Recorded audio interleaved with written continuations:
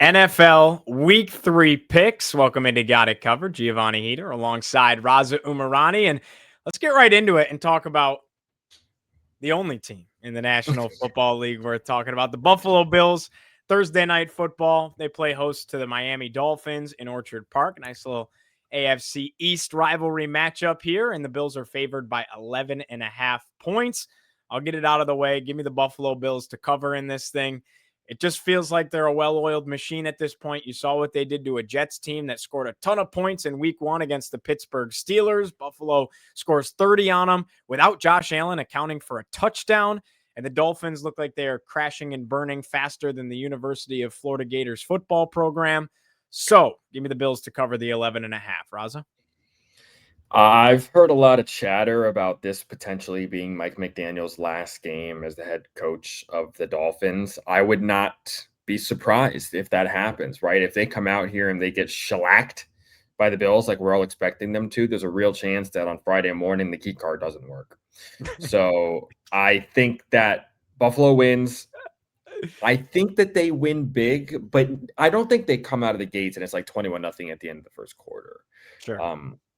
I think Miami's going to hang around for a bit. I think Tua was better last week than he was in week 1, still threw the back-breaking interception to lose the game at the end, which, like, two good things can never happen in succession with Tua Tagovailoa. So I think Miami hangs in for a little bit. Buffalo pulls away in the second half.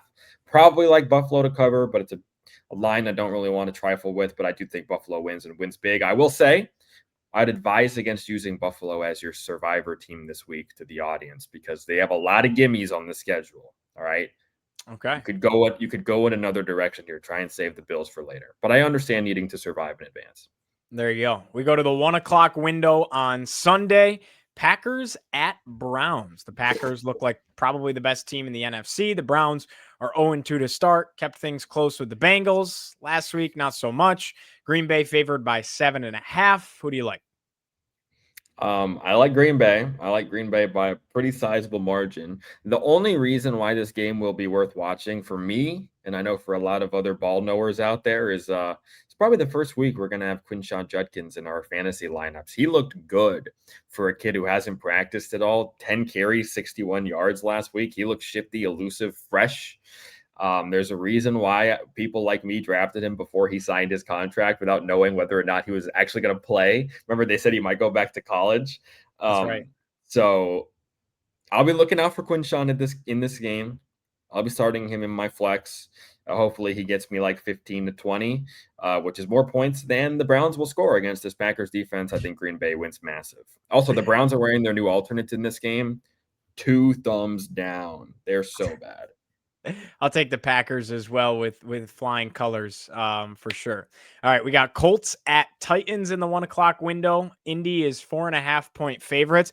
I'm going to take Indianapolis to cover that spread. What we've seen out of Daniel Jones has been super impressive in that entire offense throughout a couple of weeks here. And Tennessee, we're not seeing it, right? And I don't even think it's Cam Ward's fault. He's just not set up for a ton of success right now. 4.5 as a number felt a little bit low to me. I think the Colts win this thing by double digits. So give me the Colts to cover there. And I know coming into the year, we weren't super high on the Colts, but that offense, they're whipping it around the field. So I like what I see out of Daniel Jones and company. Yeah, I mean, we talked about it the other day, right? Indiana Jones is the story of the young NFL season thus far. I mean, Cam Ward has been not good, as the numbers would suggest. I mean, I don't think it's entirely his fault, but you also don't have every excuse in the book when you're playing as poorly as he is. And Tennessee's defense, although it looked good in week 1, got shredded last week by Matt Stafford. So yeah, Colts are a much better team right now. Titans are arguably the worst offense in the league. And I'm going to take them to win. I don't care. I'm taking Tennessee to win this game outright at home. Cam Ward, Wow. going to make a play or two. Don't ask me why. It's a total vibes play. Listen, Tennessee can't lose every game, right? If there's ever a game to win, I think, I mean, now Vegas knows what they're doing, right? Indianapolis isn't a 4.5 point favorite in this game for no reason. I would take Titans plus 4.5. Me saying they're going to win is kind of just being a contrarian. But I'm probably going to have Tennessee plus 4.5 on my ticket this week. So just they got to win some game. They got to do it. Interesting. All right, we got Bengals at Vikings in Minneapolis. 2.5-point favorites are the Vikings at home. 41.5 is the over-under. Can Jake Browning get the offense humming for Cincinnati? We're going to find out. Vikings, obviously, without J.J. McCarthy. Give me the Bengals to go in there on the road and get it done. This is tough. I've been tossing and turning with this one. Obviously, I don't think CBS had Jake Browning versus Carson Wentz in mind when they told Jim Nantz and Tony Romo and Tracy Wolfson they'd be doing this game a couple months ago. But here we are. That's the quarterback matchup. It's tricky. I think Browning is probably a better backup than Wentz is. 100%. But it's not like Wentz is horrible. And listen, he's played for my team. I can give you some insight on Carson Wentz. He was horrible at Washington, but in a spot like this, I don't think it's terrible. I also think Minnesota needs to win a hell of a lot more than the Bengals do. But I'll tell you what, the Bengals pass rush has been really solid through 2 weeks. Obviously, Trey Hendrickson's a dog, and their rookie Shamar Stewart has played really well. And I think against a beat-up Vikings offensive line that got totally mauled by Atlanta last week, I think that's the difference in this game. I think they get after Wentz a little bit, and Browning and the offense do the rest. I also like Cincinnati to go pull off a mini upset on the road here because I think their defense, for once, will make the difference. There we go. Steelers at Patriots. Pittsburgh is 1.5-point favorites on the road in Foxborough. I like them to win the game. Do you like the Steelers to win the game? I like the Steelers to win the game. Yeah. I think, okay, it was a little bit of a come down to earth moment last week in comparison to week 1 for the Steelers. But I do think that there's a lot to like about Aaron Rodgers and what we saw in week 1. And we still talked about how it feels like the Patriots are still a week away. The offense looked good last week, but they were in a close game with the Finns, and the Dolphins' defense was statistically preposterously poor in the last 2 halves of football consecutively. The first half of that game against the Patriots and the final half in week 1 against the Colts. So I'm going to take the Steelers to go on the road and get it done in Foxborough. The Steelers should win this game. I think New England has no running threat right now. TreVeyon Henderson's been a total non-factor. It's a tricky spot because May did play well last week, but it was the Dolphins, and he played all right in week 1. I really worry about a lack of rushing threat in any capacity from the Patriots here. And I think their defense has been very subpar. I think that's the Pittsburgh offense should be able to bounce back in a spot like this. I can't really trust either team, but I lean Steelers because if there's anybody I can trust, it's probably them. Yeah. I think this is a bounce back spot for Pittsburgh, who should be able to stop the run against this team better than they did against Seattle. And I just don't think the Patriots have the offensive firepower to do what the Seahawks did last week. So I agree with you. Give me the Steelers on the road. We get KB and Brady at 1:00 on Fox. You got the Rams at the Eagles in Philly. Definitely one of those games that you circled on the calendar preseason in the NFC. Philadelphia. Are they doing this game? Sorry to interrupt you. Are they doing this game, or are they doing? That's what I saw. Is that true? Okay. Unless I saw wrong. No, I think you're right. Because I know this, they usually do the 4:30. They do the 4:30 game, but I think that's why it was unique to see them in the 1:00 hour. Yes, it is. Philly's 3.5-point favorites. Over under totals at 44.5. Stafford and the Rams. Can they go on the road all the way to Philadelphia? I'm going to say no. I'm going to say the Eagles win and cover 3.5, win by about a touchdown in this one against the Rams. I like Philly. You kind of talked about them last week or earlier this week about them being kind of like the Chiefs in the way that somehow they're going to come out on top, and it just shouldn't make sense. And that's how it feels here. Yep. and it's always like we're waiting for them to lose, and it's just not going to happen. According to my research, this is actually Joe D and Greg Olson on the call. KB and Brady Okay, are going to Chicago. Forget what I said then, I guess. Yeah, because I remember definitely saw a graphic earlier today because I remember thinking in my head like, huh, that's interesting. KB and Brady at 1:00. So I must have been misinformed. I mean, the reason I was curious, I don't want to get sidetracked, is because of the conversation about Tom Brady being up in the booth for the Raiders and all this stuff, and how the Bears play the Raiders next week, and they were like, "That's a little weird," and that's or something along the lines. Oh, sorry, the Bears are on this week, and they are doing the Raiders or something, or like, how is he going to talk to Ben Johnson and all these other things? So, in any case, it's a huge game. It's a huge game. They should be doing this game over the Cowboys and Bears, but I guess the Brands win at the end of the day. Philadelphia should not keep getting away with it. They probably are going to keep getting away with it. But I'm going to take the Rams in this game. I think that their loss in Philly in the playoffs last year will kind of light a fire up under them. I think McVay and his torn plantar fasciitis, or whatever the hell that foot ligament is called, are going to get the people going. I thought Stafford played awesome last week. Clearly, you can see the rapport building with Adams. Nakua is unreal. Kyren Williams still needs to get going. He hasn't even done that yet, and it's going to be hard this week, don't get me wrong. And I think their defense is punching above their weight right now for as bad as I thought they were in the secondary. I will say, Rams fans out there, be warned. I've seen Emmanuel Forbes line up against AJ Brown. It's not pretty. It's not good. If that's the one-on-one matchup this week, maybe this is when Hurts figures it out. So, but I think the Rams win this game the way they should have in January, to be honest with you. Jets at Buccaneers in Tampa. Tampa Bay's 6.5-point favorites. Everything in me wants to see Justin Fields and the Jets succeed, and I don't think this is the week it happens. Baker and that offense got off to a little bit of a slow start. I think the Texans' defense is really, really good. In a way, a short week for them. Obviously, they played on Monday night. I still like the Buccaneers. I think they're the better coach team, the more experienced team, and why would you bet against Baker? I will say maybe the Jets would cover, though. 6.5 is large. I would like to see the Jets succeed with Justin Fields, but maybe more so, I would like to see the Jets succeed with Tyrod Taylor, who's a Hokie. Oh, yeah, I forgot. You're right. You're totally right.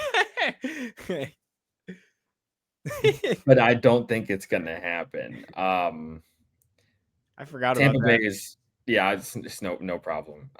Tyrod. Tampa has looked pretty good through 2 weeks. I know they've kind of escaped by the skin of their teeth a couple times, but I think against Tyrod Taylor, man, they should be able to bounce back. I have big concerns about their offensive line. They are all over the place. They're so beat up.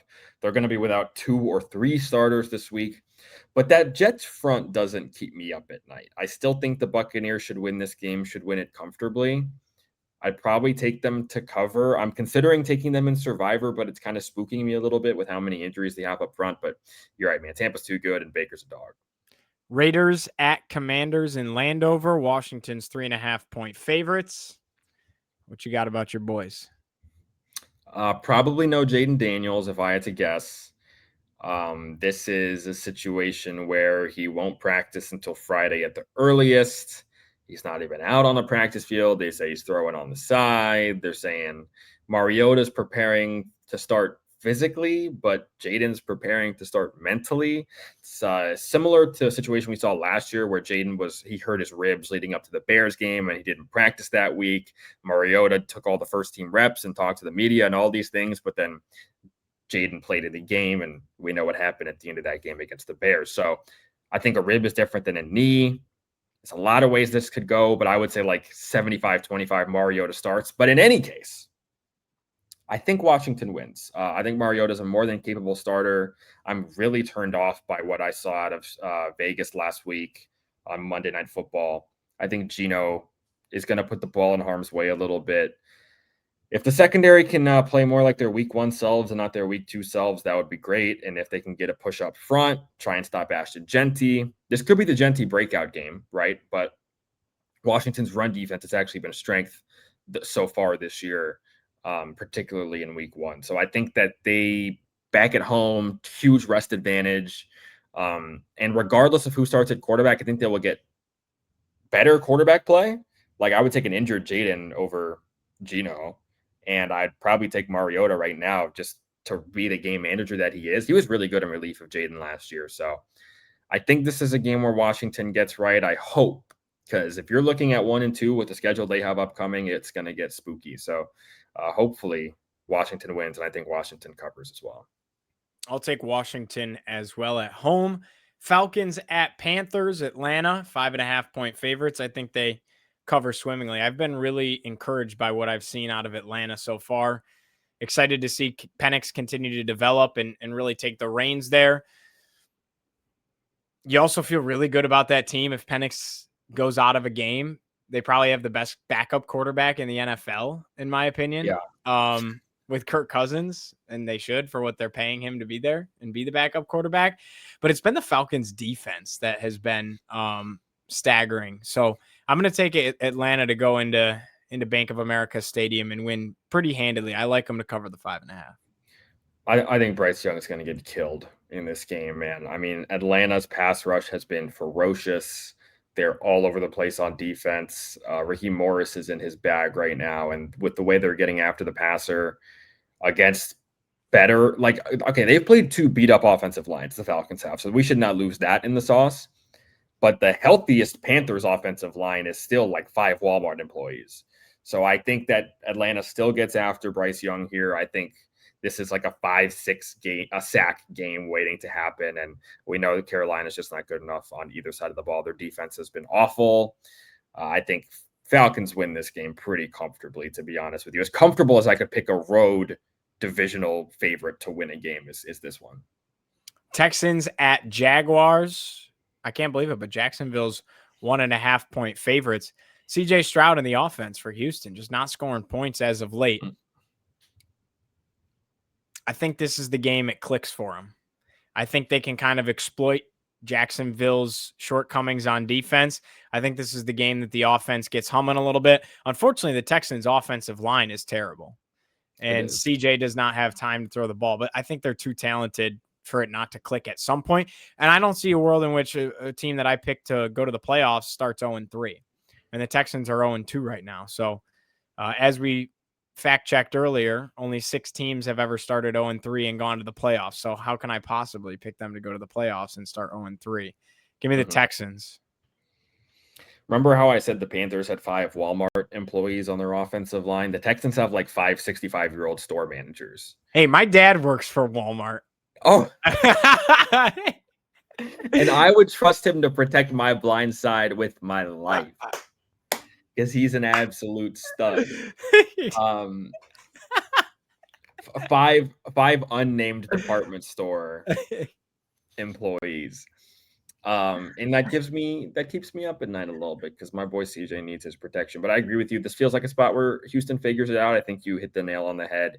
So I also like Houston to go in and win this game outright because they have to have it. And sometimes when a team has to have it in the NFL, you gotta trust them to get it done. Broncos at Chargers. This is a banger of a game right here in the AFC West. Oh yeah. 4:00 window. It's the first game of the 4:00 window in Inglewood, SoFi Stadium. Man, part of me really wishes this thing was out in Denver, to be honest with you. Yeah, it'd be electric. I mean, it's going to happen later in the year. But Chargers favored by 2.5.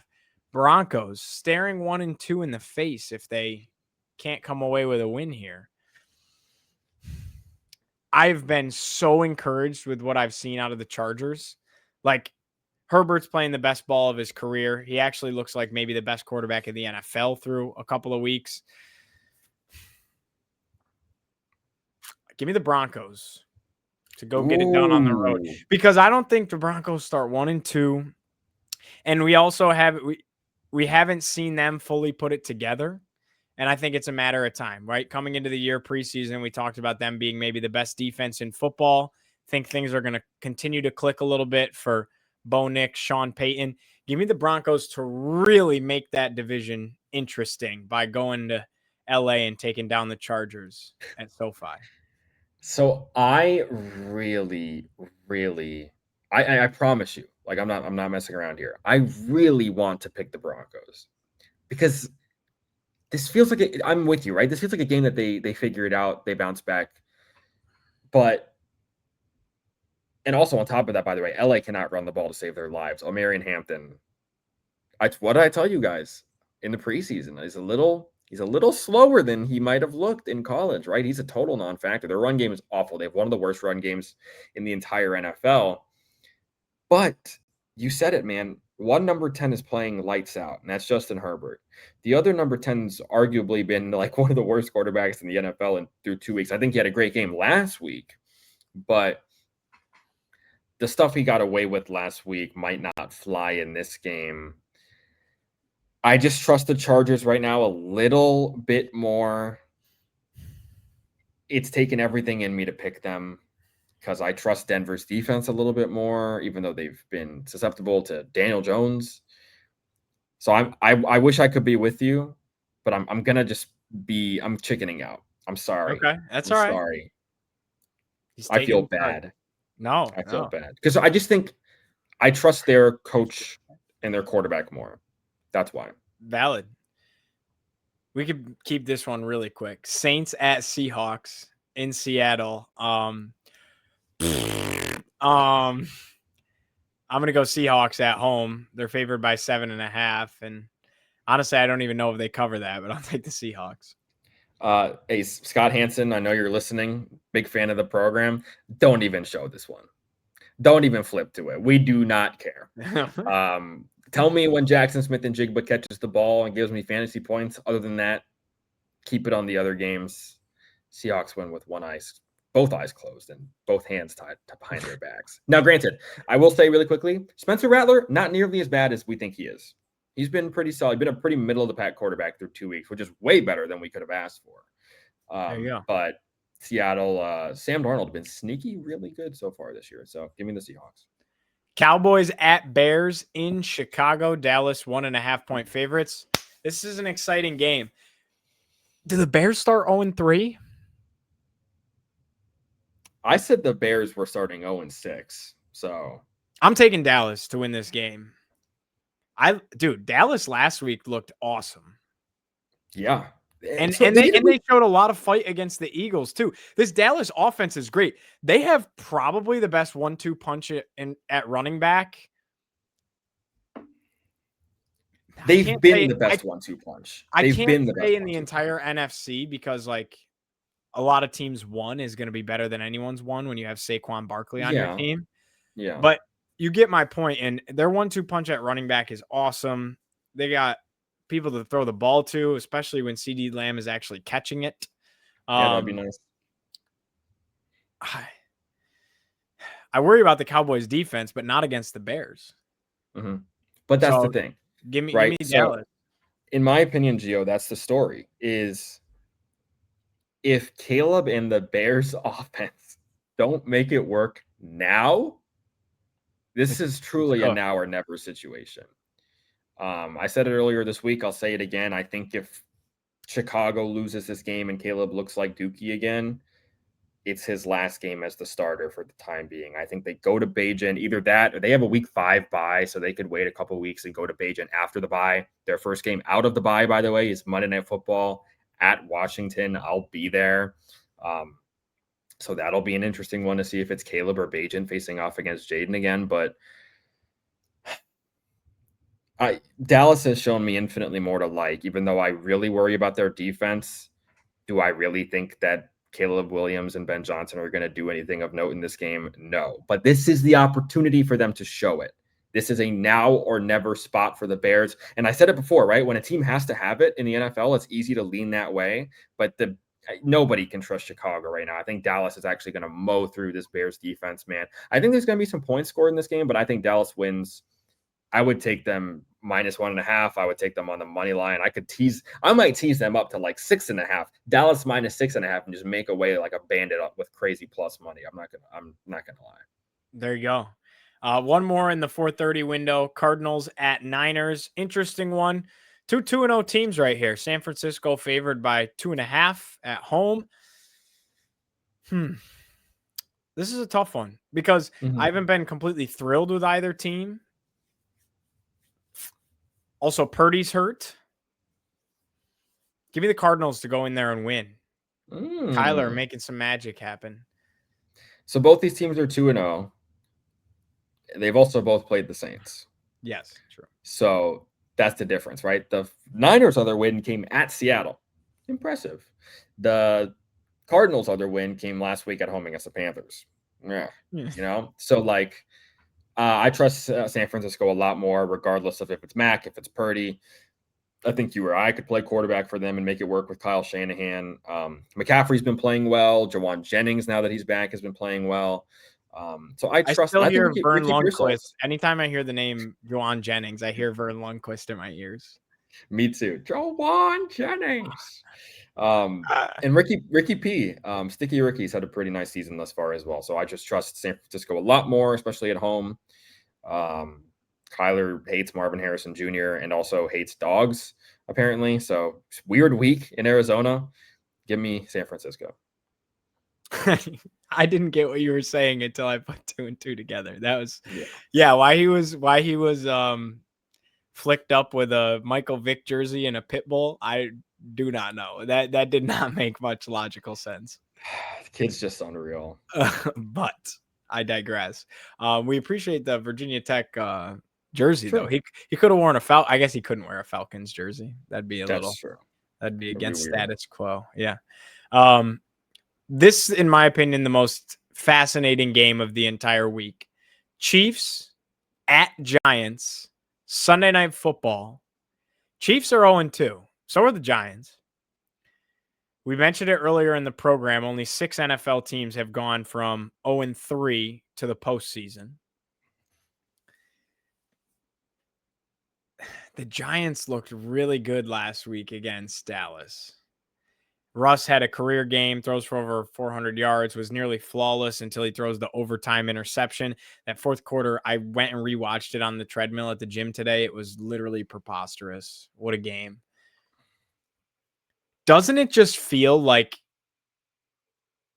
if any team is going to continue to defy odds and do things that have never been done before, it'd be the Kansas City Chiefs starting 0-3 and then going to the playoffs? Doesn't that just feel like something that would happen? And it's not at Arrowhead. I don't think there's a world that I picked the Giants at Arrowhead, but they have to go to New York at MetLife. Dude, give me the Giants. Give me the Giants. I know that sounds insane. I just feel like it's one of those situations. Kansas City 6.5-point favorites, by the way. Like, it almost feels fate-like or script-like for those conspiracy theorists out there that like the Chiefs are going to start 0-3 and then go to the playoffs. If I had, a pair, I would pick the Giants as well. I certainly like the Giants in the points. That's for damn sure. I liked it at 5.5. I like it even more at 6.5, obviously. I don't think we're going to see the Russell Wilson we saw in Dallas. But I also don't think we're going to see the Russell Wilson we saw in Washington. This is the Giants home opener. I think it'll be a good crowd. Sunday Night Football, prime time. And the Chiefs offense is a mess. It's a disaster. And I don't know if they're getting Xavier Worthy back this week. They're probably not. Regardless, give me the Chiefs by a field goal at the end of the game, because what the hell? Okay. But do not color me surprised if the Giants win this game. Again, if I had a pair, I would pick it. They're probably actually my favorite spread play of the week is Giants plus 6.5, but I don't have the balls to pick them to win outright, unlike some people. I can't wait to watch that game. I'm very fast. Yeah, it'll be fun. It'll be fun. For sure. Monday Night Football. Probably the 2 most talented offenses in the entire National Football League. Lions at Ravens in Baltimore. Ravens are 4.5-point favorites. Unfortunately, one side has a decent defense. The other side probably not so much. But at the same time, they've both surrendered a lot of points. Like the Mhm. Bills still scored 41 points on Baltimore. Granted, it's the Bills, and the Bills probably will score 40 on a lot of teams this year. I'm going to take the Ravens because I think that they're the most talented team in football. I think the Lions could cover because I think they're going to be able to score with anybody this year. Mhm. I do like the over in this game. It's like I saw it at 50, what was it, 52 and a 53 and a half half. yesterday? All right, so it's up to 53 and a half then, because I think it was at 52 and a half yesterday. And I think Okay. I'd probably take the Raven again. I think they're 5.5 point favorites yesterday, I saw. So I'd probably take the Ravens to cover as well. I think there's going to be a lot of points in this game. I just think Lamar is playing out of his mind right now. Sure. Derrick Henry probably going to bounce back in this game. By the way, just to go back in the story here, here's an interesting note on the Browns. They're the NFL's top total defense. Like they're averaging less than 200 yards given up, and they're 0-2. That's like the first time that's happened for a team like in this century. Did you know that? Wow. I did not know that. So no shame for being held to low yardage by the Browns like the Ravens were last week. But when they get the ball, man, they're just going to score every time, regardless of who's doing what. This is going to be an electric Awesome environment game. at M&T Bank Stadium. That primetime games there are so crazy. The Ravens are wearing their all black uniforms. It's probably going to be like a blackout in Baltimore. So tough to lose that type of game in that type of environment. So I will take the Ravens. I think there's going to be a ton of points. More than anything, this is the game I'm most excited for this week, just in terms of sitting in front of the telly, Watching. putting some wings in the air fryer and pigging out. It's going to be awesome. Yeah, no question. Yeah, there's a handful of games like that on the schedule this week. So certainly stuff to be excited about. You know where to find us on social media at Got It Covered FB. Be on the lookout for our college football picks. They'll come out tomorrow. And as always, hit that like, comment, and subscribe button. Refer the show to your friends. Enjoy your college football and, of course, your NFL Sunday as well. Enjoy the weekend. Enjoy all the football festivities. For Raza, I'm Giovanni, and we'll talk to you next time.